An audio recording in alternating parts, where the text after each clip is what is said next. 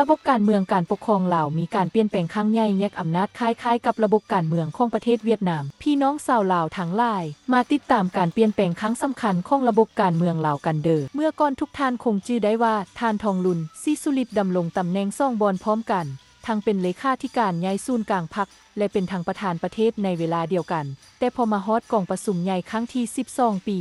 2026นี้ได้มีการแบ่งหน้าที่คือท่านทองลุนซีสุริตตอนนี้คุมเพียงตำแหน่งเดียวคือเลขาธิการใหญ่ศูนย์กลางพรรคตำแหน่งสูงสุดของประเทศและทานไซส้มพรพรหมวิหารเป็นประธานประเทศคนใหม่ส่วนทานซอนไซ4,000 ดอนได้รับการเลื่อนขั้นจากนายกรัฐมนตรีมาเป็นรองประธานประเทศส่วนนายกรัฐมนตรีลาวคนใหม่คือทานเสลิมไซกรมสิทธิ์ประธานสภาแห่งชาติคนใหม่คือทานนางซีไซลือเดชมูลซอนเป็นประธานสภาแห่งชาติคนใหม่ล่าสุดระบบการปกครองลาวแบบไม่มีการเปลี่ยนแปลงมาติดตามกันว่าประเทศชาติเฮาสิมีการเปลี่ยนแปลงตามกันหรือบ่มาติดตามเบิ่งตัวจริงกันเด้อพี่น้องชาวลาว